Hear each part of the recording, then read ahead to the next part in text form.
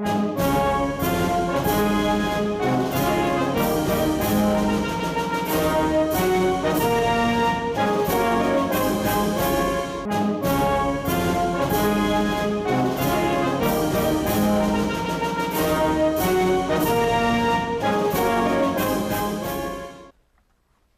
help me start the conference, this 2008 Justice, Peace, and Freedom Conference, folks, by a reading of this American freedom that you were all given at the meeting.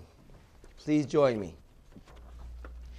We hold these truths to be self-evident, that all men are created equal, that they are endowed by their Creator with certain unalienable rights, that among these are life, liberty, and the pursuit of happiness, that to secure these rights, governments are instituted among men, deriving their just powers from the consent of the governed, that whenever any form of government becomes destructive to these ends, it is the right of the people to alter or abolish it, and to institute new government, laying its foundation on such principles and organizing its powers in such form as to them shall seem most likely to affect their safety and happiness. Prudence indeed will dictate that governments long established should not be changed for light and transient causes. And accordingly, all experience has shown that mankind are more disposed to suffer while evils are sufferable than to right themselves by abolishing the forms to which they are accustomed. But when a long train of abuses and usurpations, pursuing invariably the same object, evinces a design to reduce them under absolute despotism, it is their right, it is their duty to throw off such government and to provide new guards for their future security. And for the support of this declaration, with a firm reliance on the protection of divine providence, we mutually pledge to each other our lives, our fortunes, and our sacred honor.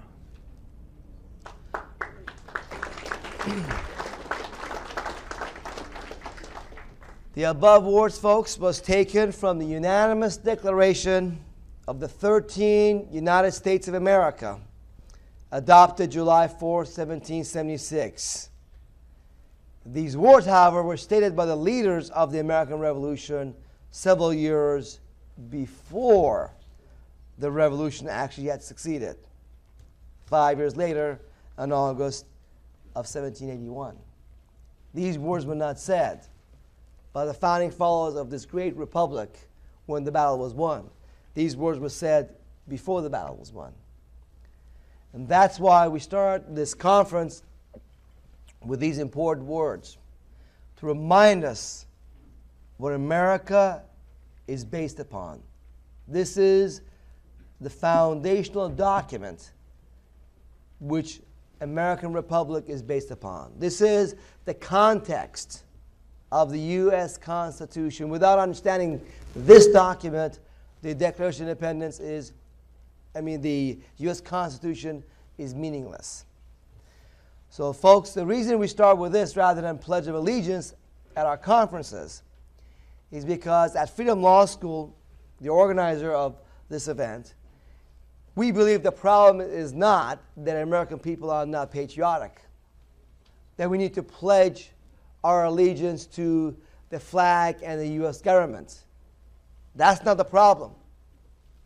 The problem is that we have public servants in America, the people in government, the politicians and the bureaucrats and their judges, who all take an oath to support and defend the American people's rights and life, liberty, and property. by upholding and defending the U.S. Constitution from all enemies, foreign and domestic, yet once they take that oath, they break their oath and they ignore the Constitution, ignore our rights, and just serve the interest of the big money interest, the big banks and corporations who put their politicians and their bureaucrats and their judges in positions of power. And we need to change that and return America to we the people once again. My name is Peyman Motahedeh. I'm the president and founder of Freedom Law School, and it's my delight to be with you. This is, I think, about 10th or 11th conference we've done since 1999, this annual Freedom Conferences. And the purpose of these conferences is to inform the American people as to what's going on with our public servants out there, what the problems are, and what we can do, some solutions, of course. And we bring you every year the most informative and knowledgeable experts in the field to talk about these issues for you firsthand. You get to meet these people firsthand and hear from them in detail and have an opportunity to speak with them during the breaks at the table for further information, folks. And we hope that when you take this information that we give you, will you take it to your friends, neighbors, co-workers, others that you know, and spread this information wide out there. You all were given a program at the front door. You have that. I'm going to bring you your first speaker now. Your first speaker is a man who I met at a Freedom Conference like this in San Jose, California back in 1995.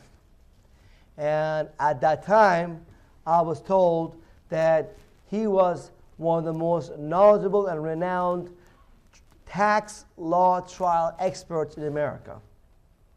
That was 13 years ago. Well, that has not changed. He is definitely the most foremost knowledgeable man in the field of constitutional law, especially as it relates to the issue of taxation and the federal income tax. He's going to speak about the subject of the federal income tax, what it's about, what it's not about, and he's going to talk about a lawsuit that is exposing what's going on in America. We have a new inquisition going on, a new Star Chamber proceedings, where one man can change the Constitution. Not by the way the Constitution says, but by one man's declaration.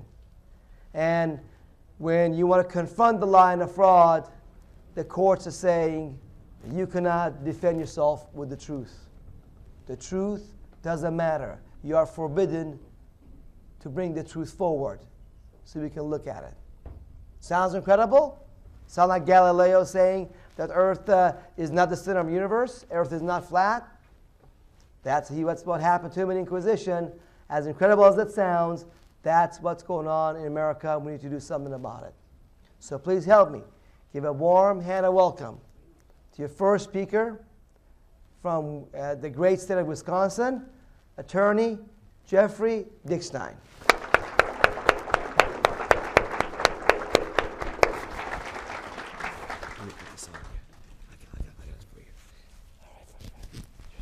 Thank you, Pam. You're welcome. Hi, good morning. Good morning. Can we get the PowerPoint monitor working, please?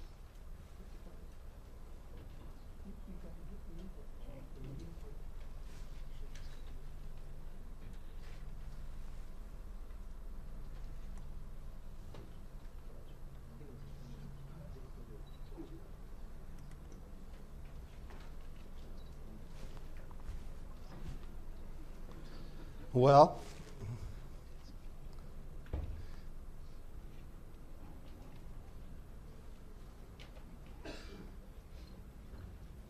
okay, while that's going on, I guess I'll start off telling you a little bit about myself.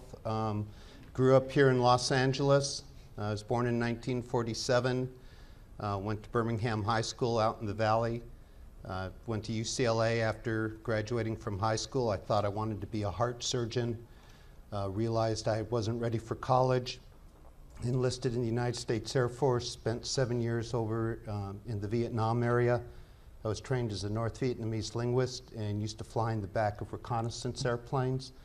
I was there because I was raised patriotically, thought this was the greatest country in the world, thought that was the way to help defend and support it.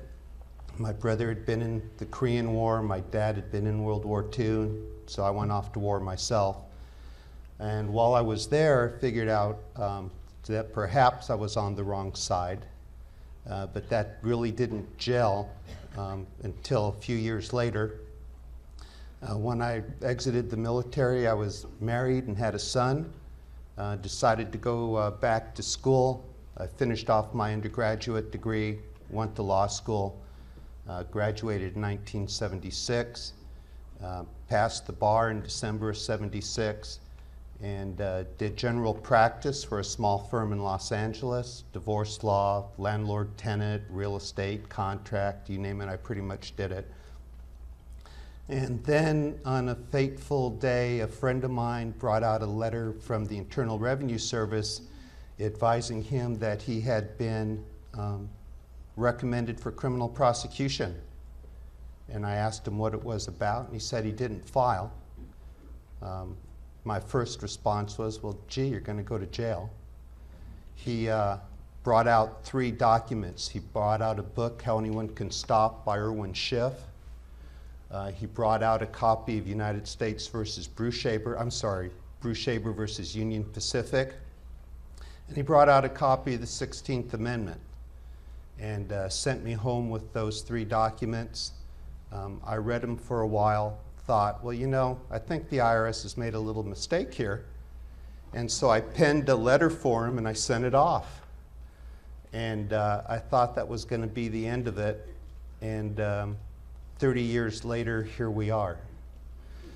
So that's how I got involved in this since 1978. My practice has been devoted exclusively to the study of the federal income tax.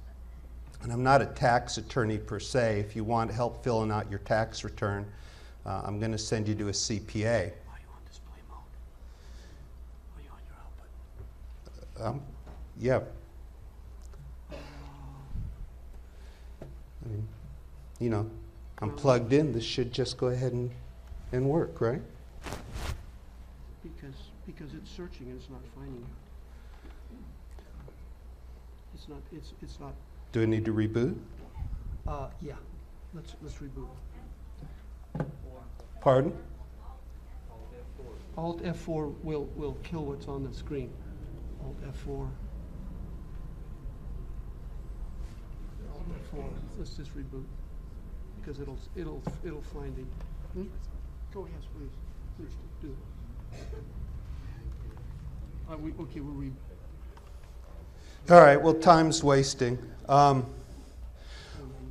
One of the most significant cases I've been involved with in the last 30 years is United States versus Benson.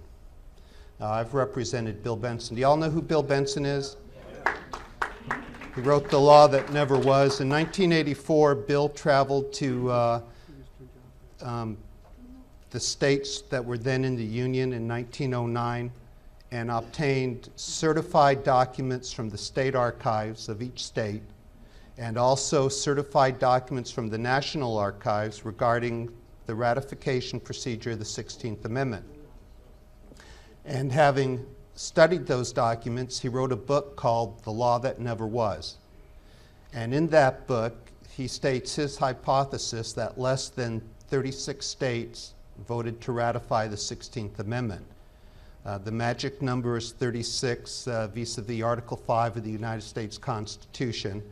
Requires a 3/4 majority of the states to vote to ratify a proposed constitutional amendment. So he wrote this book. We're not there yet? No, it's gone to sleep, but we can get it here. Well, okay. I guess we can do this without PowerPoint. It won't be as pretty, but as a lawyer, you get used to things not going your way in court. Those who survive learn to adapt, and I guess I'm pretty good at that. So Bill traveled to the 48 states. He obtained these documents regarding the 16th Amendment. And one of the key documents he found came from the Office of the Solicitor of the United States. What had happened was in 1894, Congress passed the Income Tax Act of 1894. And that tax, is it going to work? Congress intended to tax different people in that act.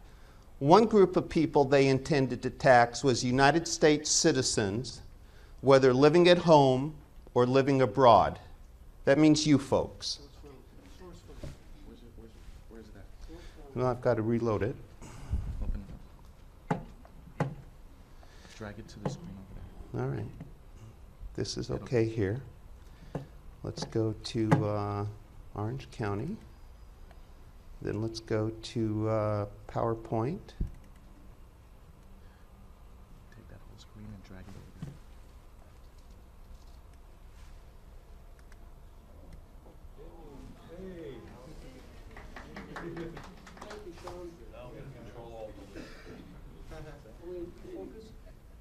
Focus right there, right? All right, well, one more time, Sean. With feeling. I've got this full screen here, but it's showing up like that there, so what's what? Oh. Yeah, good question. Okay. He wants to see that, when he's got that. Hit maximize on that screen. I can't see where. Go ahead and do it.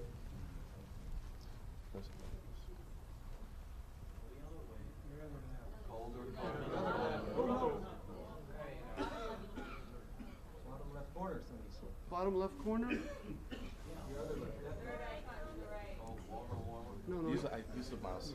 It's kind of hard to do it that way. Well, Here, the bottom left corner? See the bottom left corner right there. Shit. welcome to my world in horror. Right there, the third icon. Wait a minute, wait a minute. Fix it. Yeah, just a second here. That'll make it a Okay. Okay, you have to be careful because you're wired. So anybody that walks between you This screen doesn't and match this thing. that screen. We don't see any icons. Okay. Let me just bring you a little bit tighter right here on your tie. There we go. Okay. Thanks. All right, let's try one more thing. I know. I want to go back to that real quick.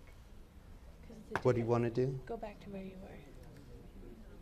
Well, the thing that's Here's the here- PowerPoint. You're one screen off.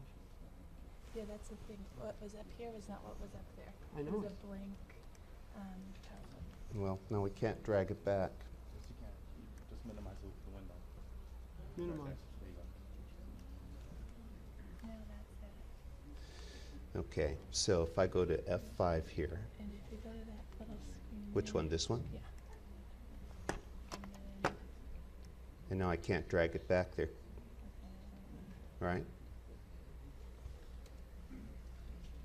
that's what was up there. Wish I could help you with this. All right, well, no big thing, guys. We'll just go ahead and do this. Well, what would you know? Hey, it doesn't matter. We're just running out of time. We've got a lot to say, so we'll just go ahead and fake it. Pardon? Oh. Click on which side?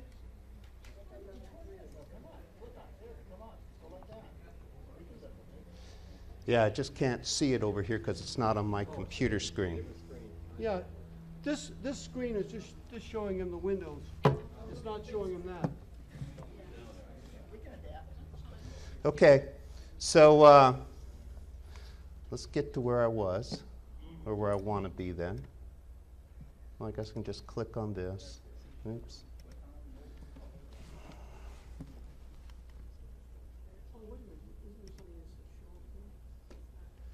This just isn't working at all. I'm sorry, guys. Tell you what, you talk and let me play with the computers.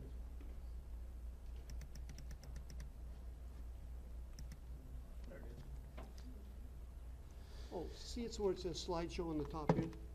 Right in the very top, then go to the right. Go to the right, keep one more, two more. One more, that right there, click on that. And view show, F5. Well, that's what I've pressed, and this is what comes up. Oh, wait a minute, can you go like this? Or this, wait a minute, see if we can do. It won't go back and forth, okay.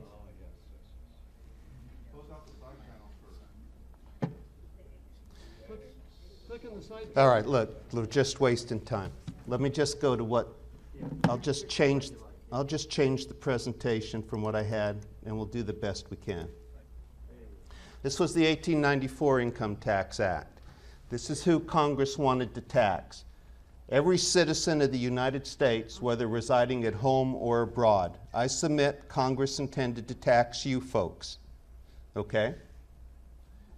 They wanted to tax every person residing within the United States. So apparently there's a distinction between a citizen and a person. These words have specific meanings, otherwise they wouldn't have used different words. So what's a person? A person residing in the United States is a resident alien. And then they wanted to tax down at the bottom people residing without on any business activity conducted in the United States. So who are those folks? Those folks were non-resident aliens conducting business in the United States. So Congress intended to tax three specific groups of people: citizens, whether you live here or abroad, resident aliens, and non-resident aliens conducting business in the United States. That tax was challenged. It was challenged in the case of Pollock versus Farmers Loan and Trust Company. Now, for those of you who aren't real familiar with what these numbers mean, decisions of the United States Supreme Court are published in a set of books called the United States Reports. You can go to the law library, you can go on the internet, you can look up United States Reports, and what you'll find is something like this. The number in front of US stands for United States Reports. The number in front of this is the volume of the books. The United States Reports are huge. They're divided up into volumes. So if you went into the law library and you started running down, it would start with 1 US, 2 US, 3 US. You go to 157 US, you pull that book off of the shelf, you turn to page 429, you will find the first page of the case, Pollock versus Farmers Loan and Trust. And then when you're writing legal briefs or when someone's referring you to a legal brief, you'll see a comma with another page number. And that's the page where they want you to look because there's something there that they're pointing to. And then it's followed by the year 1895. So it was an 1894 Income Tax Act. It was challenged in Pollock versus Farmers Loan and Trust. The nature of the challenge was a tax on income is a direct tax. And the Constitution requires direct taxes to be apportioned.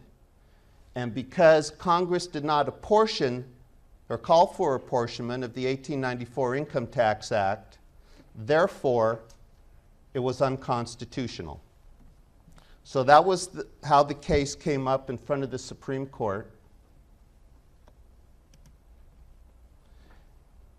Now you'll notice here at page 558 I have some text, and they're included in quotes. I don't want you folks to take my word for anything. My opinion is no better or worse than anybody else's opinion, and I promise you there are lots and lots of different opinions with respect to the income tax. Attorneys can't agree. You're going to see that the Supreme Court judges can't agree. So what I've done is I've put stuff in quote marks. And I'm a pretty simple man. I try to read the words and ascribe to those words their natural meaning.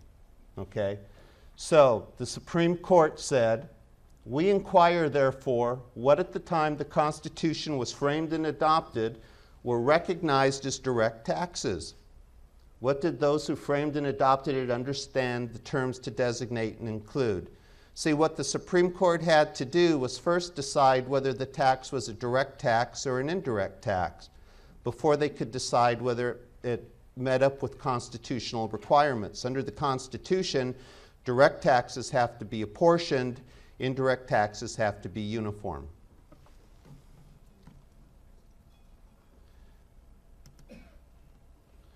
Okay, so what did they do? At 574, they said, we proceed then to examine certain decisions of this court under the acts of 1861 and following years. Why did they do that? During the time of the Civil War, Congress imposed 4 income taxes. Those were the first income taxes ever imposed in this country.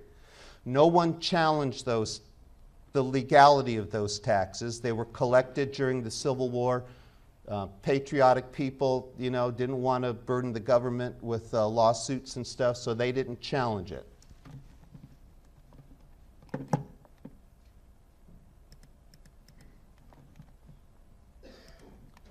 So the Supreme Court looked at these other Supreme Court cases, all involving taxes. You can see there's quite a group of them. Those of you who do legal research will certainly recognize Springer and Halton. Halton was a carriage tax, a big contention there whether the tax was a direct tax or indirect tax. Springer involved sugar. And they conceded, or they said in all these cases it's conceded, taxes on land are direct taxes. And it was silent, all of the cases were silent as to rent or income derived from the land. So let's say you have land and somebody says, I'm going to tax your land at 10%.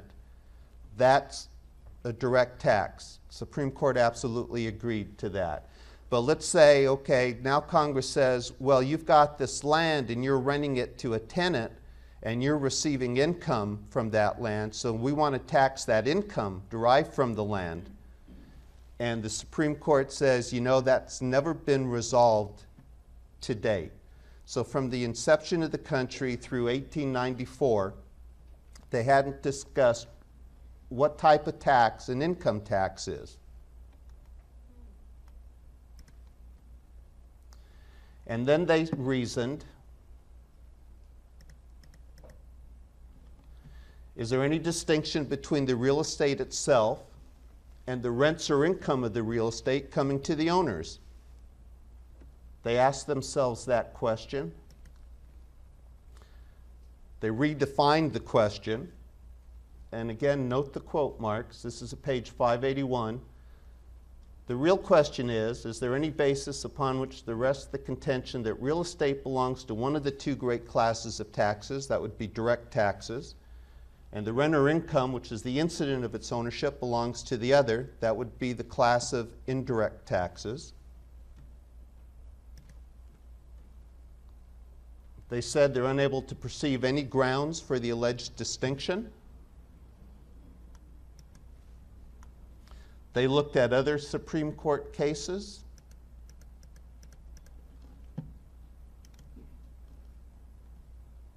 Oops, did I miss one? Okay. And then they said, we are of the opinion that the law in question, so far as it levies taxes on the rent or income of real estate, is in violation of the Constitution, is an invalid. I think I missed one here. Let's see. Okay, no. Another question they answered was the validity of the tax levied by the Act upon income derived from municipal bonds. I don't have a lot of time because we messed around with this. But basically they held that the tax on income derived from municipal bonds is repugnant to the Constitution. And there was a dissent. The dissent was by Justice White. Justice White was an associate justice on the Supreme Court. The majority decision was written by Chief Justice Fuller. Justice White posed a dissent. His dissent was the only direct taxes embraced within the Constitution are capitation taxes, which is a head tax, and taxes on land. According to Justice White, every other kind of tax is an indirect excise tax. The case went back down to the lower court. It came back up to the Supreme Court. Instead of 157 U.S. on rehearing, it was in volume 158 U.S. starting at page 601. And the Supreme Court said, we are now permitted to broaden the field of inquiry and to determine to which of the two great classes a tax upon a person's entire income, whether derived from rents or products or otherwise, of real estate, bonds, stocks, or other forms of personal property.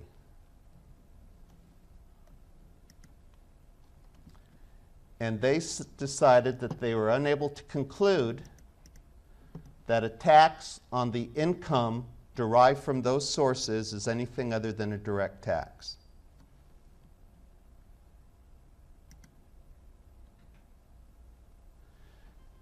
Nor could they perceive any ground why the same reasoning doesn't apply to capital held for the purposes of income or ordinarily yielding income and to the income therefrom.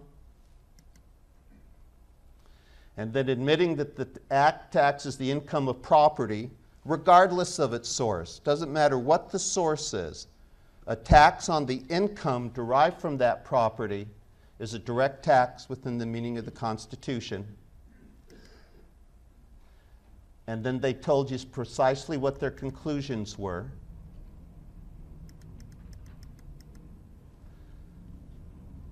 Taxes on real estate being direct taxes. Taxes on the rents or income from real estate are also direct taxes.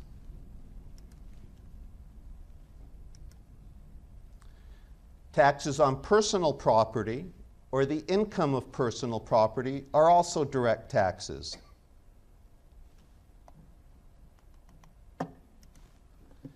And because the tax imposed in the 1894 Act wasn't apportioned, it was an unconstitutional direct tax, and the Supreme Court struck down the entire Income Tax Act of 1894. Interesting, back then, people were allowed to argue and file lawsuits that the income tax is unconstitutional. Today, of course, you're frivolous, you're a tax protester, and you're not allowed to do that. But at one time in our country, people were allowed to do that. So, having reached their conclusion, 4 judges of the Supreme Court, Harlan, Brown, Jackson, and White, all dissented. They believe that a tax on income is an indirect excise tax. So, in 1909, President Taft called a special session of Congress. Can I ask one quick question? Sure. What was the dispute between Pollock and the Farmers Trust that brought about the... The dispute is that an owner of Farmers Trust Company who had stock objected to the company sending off income taxes to the government. And he filed a motion to enjoin them from doing so. That was a holdover from the 1861 income tax? No, the 1861 income tax, the 4 income taxes during the Civil War ended. And then in 1894, Congress once again tried to tax income. And that act was challenged in Pollock. Okay, so after the Pollock decision in 1909, President Taft calls a special session of Congress, and if you read the special session, it says, look, the Supreme Court said in Pollock, we can't do this. I want you to amend the Constitution to make it so we can. And Congress obliged. This is what they proposed. The Congress shall have power to do what? Lay and collect taxes on what?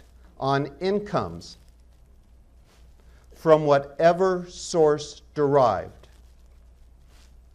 without apportionment. Now, to me, that's pretty clear. What did Congress intend to do? We know that direct taxes have to be apportioned, or they're unconstitutional. Congress says, okay, with respect to the direct tax on incomes, we're going to cut out a little exception, and we're going to allow direct taxes on incomes to be collected without apportionment. If it wasn't a direct tax, in my humble opinion, you wouldn't have to remove the requirement for apportionment. But the majority said it was a direct tax. The majority says you can't collect it unless it's apportioned. Taft goes to Congress, says, hey, change this rule. We don't like it. Congress proposes the 16th Amendment. Now, the question that I get more than any other question in the world comes from the Bruce-Shaber decision, and it says, Bruce-Shaber holds, look, 16th Amendment didn't create any new power of taxation, so what difference does it make if the 16th Amendment was or wasn't ratified? And that's the question I get over and over and over. I'm going to give you my opinion. Once again, it's nothing more than an opinion.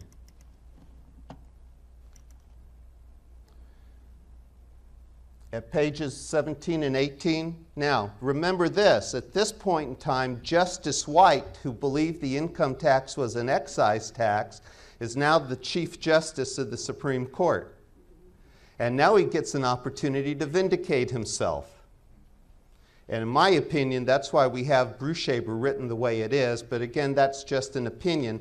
We cannot change the actual language of the decision. At least as lawyers, that's what we're bound by. We can argue that it's wrong and eventually ask the Supreme Court to change it, but we can't pretend it says something different than what it actually says. So what did they say? Again, notice the quotes.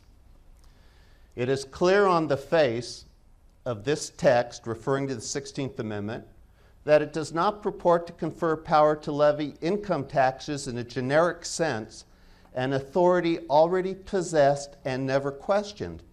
So when he's saying the 16th Amendment conferred no new power, he's absolutely right. Why? Congress could always impose an income tax.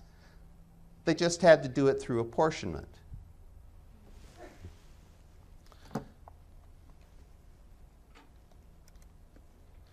But then he says the whole purpose of the amendment was to relieve all income taxes when those taxes are imposed from apportionment. So the purpose of the amendment is to relieve the income taxes from apportionment and from a consideration of the source whence the income was derived. There is no escape from the conclusion that the amendment was drawn for the purpose of doing away for the future with the principle upon which the Pollock case was decided.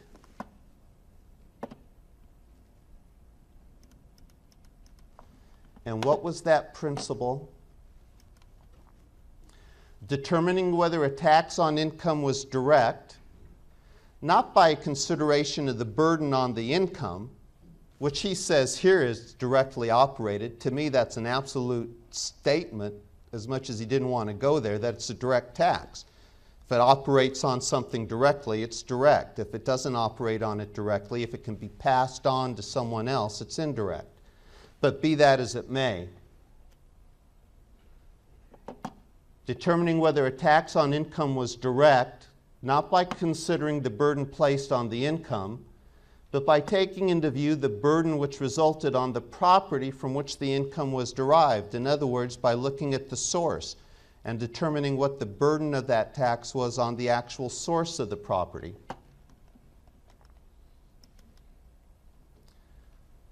Goes on, the prevention of the resort to the sources from which a taxed income was derived in order to cause a direct tax on the income. Here again, he's admitting it's a direct tax on the income, to be a direct tax on the source, and thereby to take an income tax out of the class of excises, duties, and imposts and place it in the class of direct taxes. By this roundabout reasoning, Justice White was able to get back to his original proposition, a tax on income is an excise tax, because he didn't agree with the majority of the Supreme Court in Pollock. So he says, okay, we have this 16th Amendment. The 16th Amendment doesn't remove the requirement of apportionment from a direct tax. the 16th Amendment prevents one from using the concept or the principle that the Pollock Court used in order to declare the income tax to be a direct tax.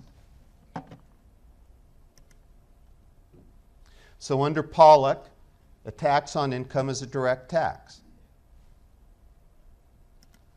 Under Bruchaber, a tax on income is an indirect excise tax. Now, a lot of people refer to the case of Flint versus Stone Tracy. They say, okay, Bruchaber says it's an excise tax. Now we need to figure out what excises are. And what they look at is the definition of excises in Flint versus Stone Tracy. The problem with Flint versus Stone Tracy in defining excise taxes is that what you're really looking at is the corporation excise tax of 1909. So the Supreme Court was defining an excise in relationship to the specific issue of what's an excise under the corporation excise tax of 1909. It was an appeal from the Circuit Court of the United States for the District of Vermont, and it involved the federal corporation tax. The bottom line, folks, is it's impossible for a tax to be both a direct tax and an indirect tax at the same time. It's one or the other. And it doesn't matter, in my opinion, whether you take the position it's a direct tax and the 16th Amendment removes the requirement for apportionment, or you take a position that it's an excise tax. We know that Congress passed various tax laws starting in 1913 after the amendment was supposedly ratified, 1916, 1917, all the way up through the Internal Revenue Code of 1939, replaced by the Internal Revenue Code of 1954, replaced by the Internal Revenue Code of 1986. And today, Congress takes the position that they can tax your income. A lot of people say, well, look, if it's an excise tax, you can't tax my property, my labor. But if you're a Bruchaber fan, when you start talking about your labor, in my opinion, you're talking about the source. If they're going to tax your labor, that's one thing. If they're going to tax the income derived from your labor, that's something else. Now, my opinion is the income tax doesn't distinguish between labor and profit or gain, which is the definition of income. I wrote a book on that called Judicial Tyranny in Your Income Tax. Unfortunately, I don't have any more copies left. But every single court that's ever considered that in the last 30 or 40 years says, no, that argument's frivolous. That what you get paid is your income, regardless of how much it cost you to produce that income, which is supposed to be deducted from income to determine profit or gain.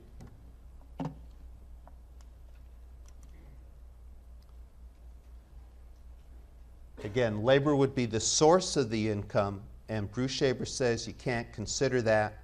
Or if you're a Pollock fan and you believe the 16th Amendment means what it actually says, you still can't consider it because it's regardless of the source. And why do I believe that? One of the reasons I believe that is by the decision in Eisner versus Macomber, which the issue came about, what's income? Eisner basically said, look, we've got the 16th Amendment now, so we're not going to argue whether it's direct or indirect. The real issue is what's income? And income may be defined as the gain derived from capital or the gain derived from labor. So it's clear, at least in 1920, the Supreme Court said we can tax income derived from labor. That's the very definition of income.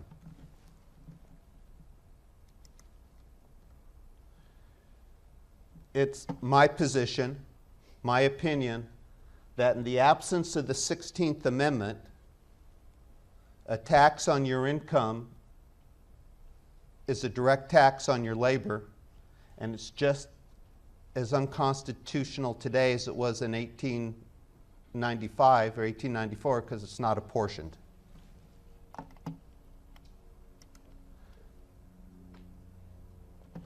All right, let's talk a little bit about the Bill Benson litigation. So what happens? Congress in 1909 goes out and proposes the 16th Amendment. According to the Constitution, they can do that. That got sent to the various states for ratification. It went to the governors. The Secretary of State sent the proposed 16th Amendment to the governors. The governors took that proposed 16th Amendment, sent it to their Congresses, their House on both sides, and those states then voted to ratify or to not ratify. Once they did that, certificates of ratification were filled out. Those certificates of ratification were sent back to the Secretary of State. At that time, it was Secretary of State Knox. He received those certificates of ratification and he had a problem. And the problem is what the state said they had actually ratified was inherently different in several respects from what Congress had proposed. And so he had a problem. So he sent off all of the certificates to the office of the solicitor. That's the official attorney for the United States government. And he said, look, I got these certificates back. They're different from what Congress proposed. I need an opinion as to whether I can declare this to be ratified or not. And the solicitor says, look, it's fundamental principle of constitutional law. The states have absolutely no authority whatsoever to amend a proposed constitutional amendment that has been proposed by Congress. They don't have that authority. Why? Because the Constitution says the federal government does the proposed amendment, the states ratify. So I said, because they don't have the authority, we're going to presume that they didn't do that. And all of the changes on the certificates of ratification are nothing more than typographical errors or errors made by the various clerks working in the governor's office, in the House of Representatives of the states and the state senates. Those guys made mistakes in trying to copy the language, and because of this presumption, you can go ahead and declare that the Constitution was actually amended. Now, once the Secretary of State declares that the Constitution was amended and he publishes those results in the United States in a newspaper, Congress had a law passed at the time, which was Revised Statute Section 205. And that law says once the Secretary of State does his thing, it's presumed that the Constitution was ratified and it becomes a part of the Constitution. That's known as the Enrolled Bill Rule. So after Bill went around to the states and he discovers that, you know what, the states actually did intend to amend the Constitution. Now, if you go on my website, let's see if I can get back here. No, just totally messed up here.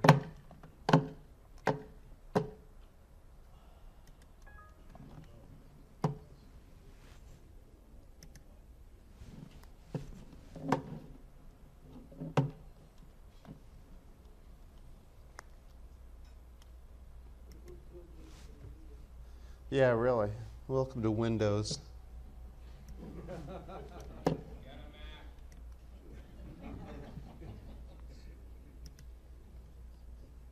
Okay, my website is http://jeffdickstein.com. Pretty simple to remember. And when you click on that, this is what comes up. This is the home page. You can click on here, go to the docket sheet. You can see whether or not I'm telling the truth, that a lawsuit has actually been filed. You can click on the pleadings, and under the pleadings you'll find things like the number 1 here, which is the complaint. If you click on that, hopefully a PDF file comes up. There's the complaint to the United States against my client, Bill Benson. Okay, so Bill Benson goes out and he writes this book, and he says, you know what, the Secretary of State was wrong because I have conclusive proof that several states actually did intend to amend the proposed 16th Amendment. And in fact, if you go to, come on.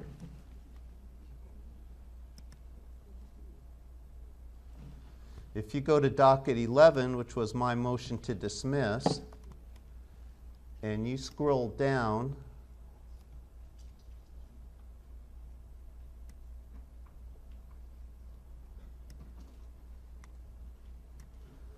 if you scroll down to Exhibit A, you will find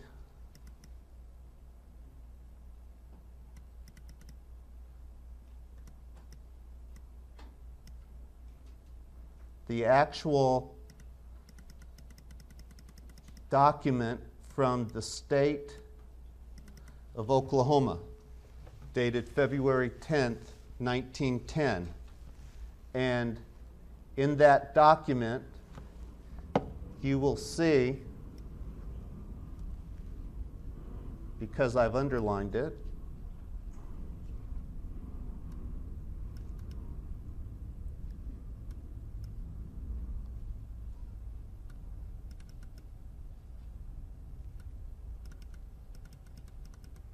that they amended it.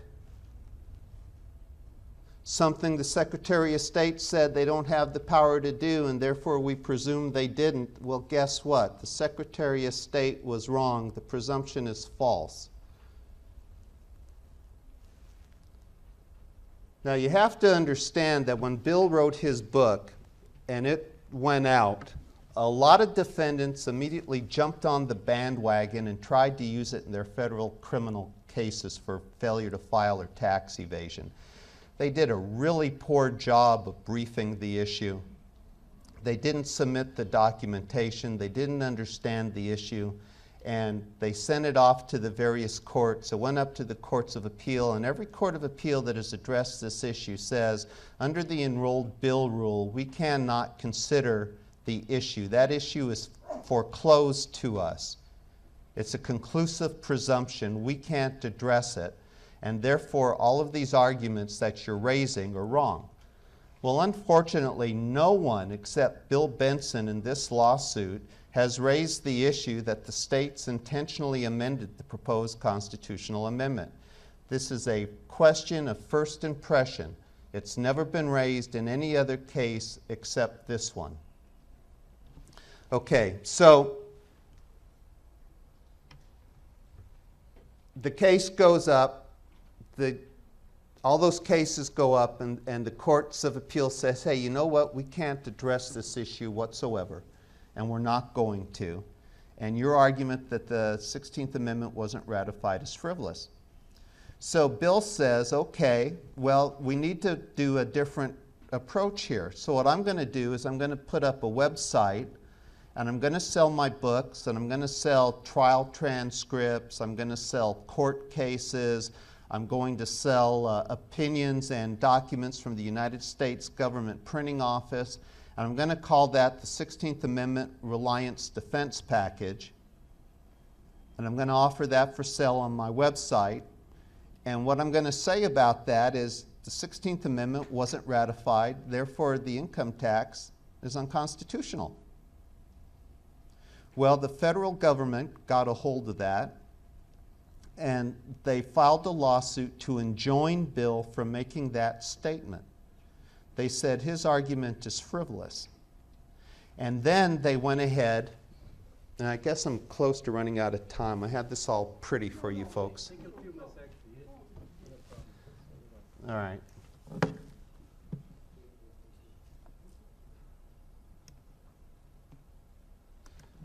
Okay. Let's go back to the complaint. This is a motion to enjoin Bill Benson, brought by the United States. Paragraph 8, the thing they want to enjoin him from is Benson falsely tells customers that the federal income tax is unconstitutional because, according to his legally frivolous theory, the 16th Amendment to the Constitution, which was adopted in 1913, permits Congress to impose federal income taxes, was not properly ratified by the states. They want to stop Bill from saying that. Okay. The first thing we did is, taking a lesson from the federal government itself, I filed a motion to dismiss. My argument was pretty simple. Look, in all these other cases, y'all said that the courts can't decide whether it's ratified or not. And when the government comes in and says Bill is falsely telling people it wasn't ratified, in order to prove that statement was false, guess what? You need to prove that it was ratified. But you don't have the authority to do that according to what your own case law. Therefore, you don't have jurisdiction to hear the case. I filed a motion under 12b-6 to dismiss, something the government does every time you file a lawsuit.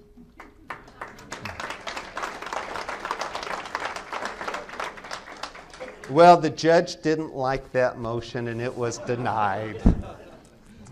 Okay, so the next thing we did is we went ahead and we filed an answer, and we made several arguments in the answer. One, we said, look, y'all been after Bill Benson for years. You've already put him in jail once. He's currently being investigated by criminal investigation. You're alleging he doesn't file tax returns, so we're going to claim the Fifth Amendment. And then we said, look, if this is in fact a political question that the courts are precluded from looking into, then his talking about it is protected by the First Amendment, and you can't shut him up. He has an absolute right under the First Amendment to talk about it. So we raised that in our answer. Because all the courts have said that this is absolutely frivolous, I had to be real cautious about what arguments I was able to make. I only attached the document from Oklahoma just to whet the judge's appetite. In fact, several states intentionally amended the proposed 16th Amendment. But I didn't want to be sanctioned. I've been sanctioned before. State bars tried to disbar me several different times. I've been in jail twice for contempt. And I found it's real hard to represent your client when you're there. So I wanted to be very particular and very careful. So I only whetted the judge's appetite. And then I made an argument to the judge during a telephone conference. Well, Judge, you know, there's several other issues here. You really ought to let us brief it. And the judge says, okay, I'm going to give you special permission to file a brief regarding the ratification of the 16th Amendment. And the brief that I filed is document number 35. I'm having a hard time seeing here, I'm sorry. Come on. There it is. Oops.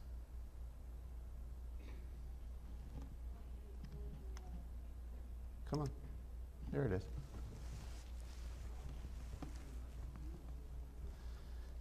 And I called it Defendants, the Law That Never Was Brief.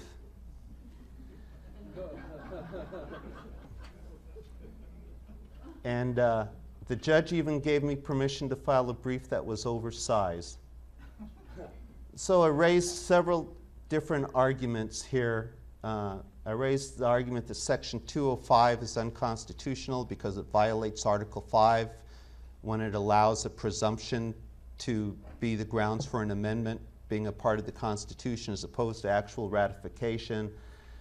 I argued that the cases involving the enrolled bill rule, which are Field versus Clark, Lesser v. Garnett, and Coleman v. Miller, actually didn't say that. If they did, they violate Article 5 of the Constitution. Talked about Article 5, talked about a lot of different stuff, talked about due process, things like that.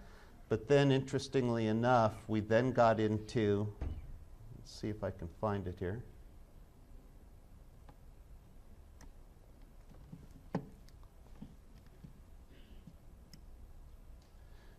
We then got into the actual contents of Benson's book.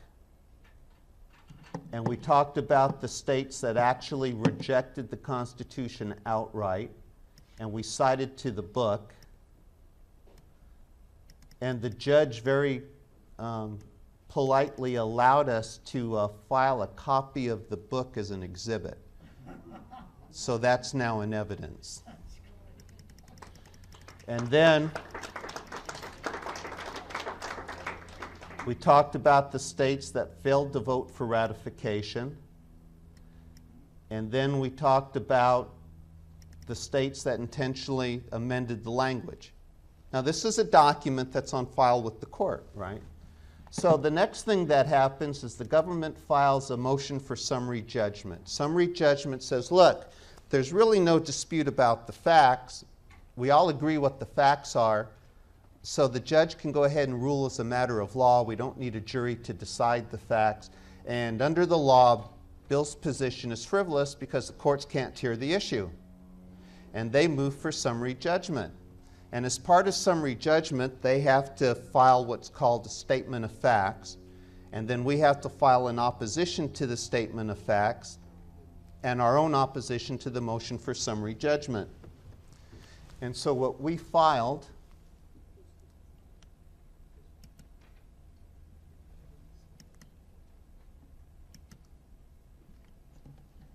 was under docket 53.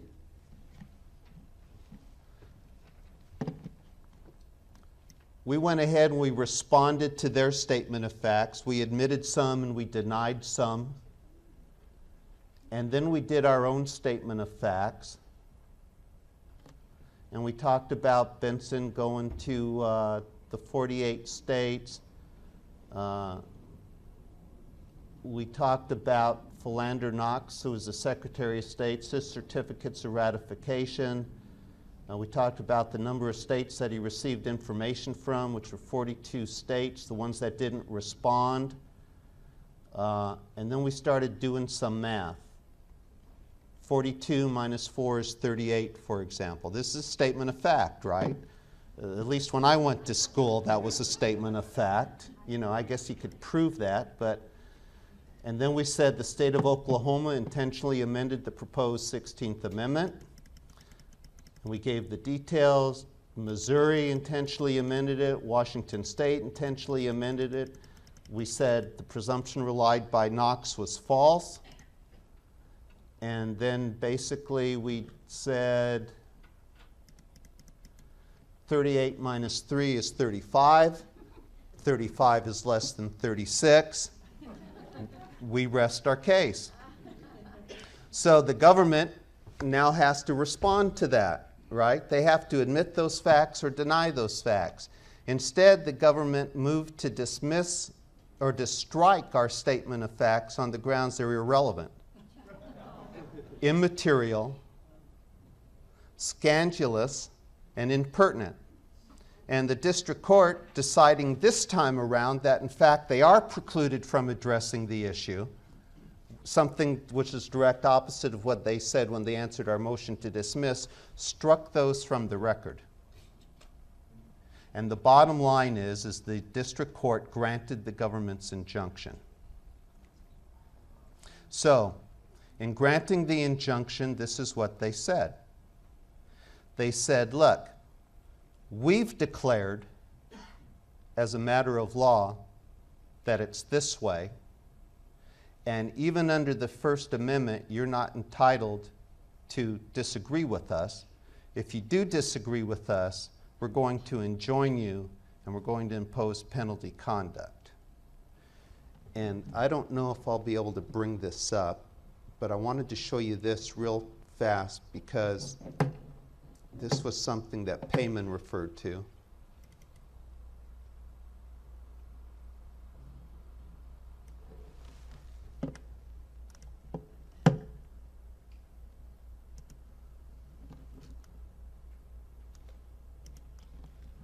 I did a little comparison between Galileo and Benson.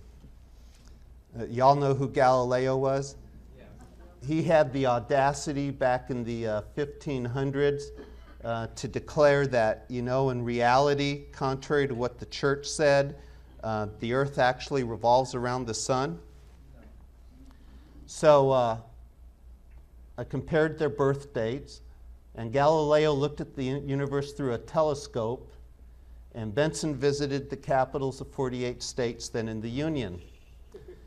And Galileo discovered the Earth revolved around the sun, and Benson discovered that less than 36 states voted to ratify the proposed 16th Amendment. Galileo wrote a book and lectured, and Benson wrote a book and lectured. By the way, you can buy copies of Benson's book from his website, thelawthatneverwas.com. Please support him. He's old and he's sick and he needs your support. I'm going to talk about that in my last 30 seconds.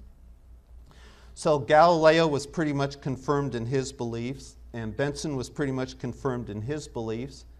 And in 1613, Galileo wrote letters to his friends in Pisa about the problem of squaring his beliefs with certain biblical passages. And in 1987, Benson wrote letters to the United States senators, congressmen, and judges about the problem of squaring his beliefs with certain constitutional passages. Copies of the Galileo's letter were sent by his enemies to the Inquisition in Rome. Copies of Benson's letters were sent by his enemies to the Department of Justice in Washington. The Inquisition consultants examined the question and pronounced Galileo's theory to be heretic. DOJ attorneys examined the question and pronounced Benson's beliefs to be frivolous. Galileo went to Rome to defend his cause and his good name. Benson went to court to defend the non-ratification of the 16th Amendment and his good name. And Galileo was not allowed to present his evidence and was found guilty of heresy and enjoined. And Benson was not allowed to present his evidence and was found guilty of promoting an abusive tax shelter and enjoined.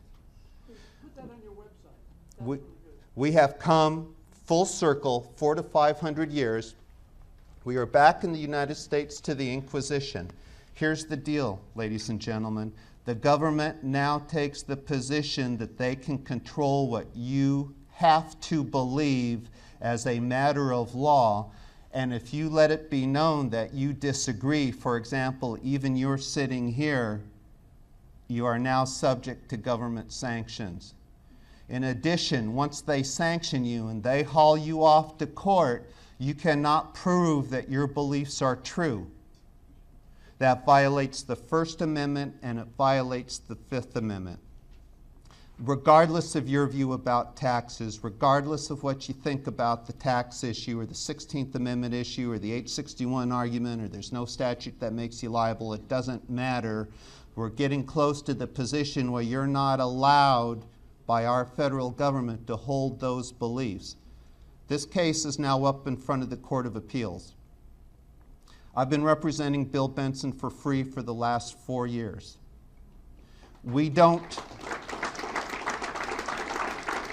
Our opening brief is due by April 10th, and we don't have money to pay for the printing. You can go to my website. There's a donate page and make donations there. You can hand me cash here. We absolutely need your funds to keep this lawsuit going. Bill Benson is my only client right now. It's full-time. And we are broke. And if we don't do this, this case is going to go away, and so are your rights. This is the most important case I've been involved in for 30 years, and I'm asking you to please support Bill and our efforts to make this a reality and keep this going. Thank you very much. Safe. I'm going to talk about it a little bit more. Folks, the reason I had Jeff speak first is because he's speaking about such a very important subject. As you heard, you probably never thought that in America would come a day that they say you cannot hold this belief. If you hold this belief and talk about it, you can go to jail for contempt of court. No jury trial, by the way. Remember, this is all a government judge. In England, they call it star chamber proceeding. You were dragged into before a judge. He found you had these beliefs. You're frivolous. You're heretic, right? Shut up. Go to jail. What's the difference? And we need to, and let me tell you folks, Jeff has been doing this by himself because he knows it's got to get done. That's why at Freedom Law School and Freedom Press Society, other organizations, Truth Attack, we're giving Jeff our support any way we can. But folks, we need your generous financial support to Jeff. So go to jeffdickstein.com, do it there, or better yet, catch him sometime today or tomorrow, and hopefully you can do it in a break, and give him some cash, give him a check, anything, to get this score work going.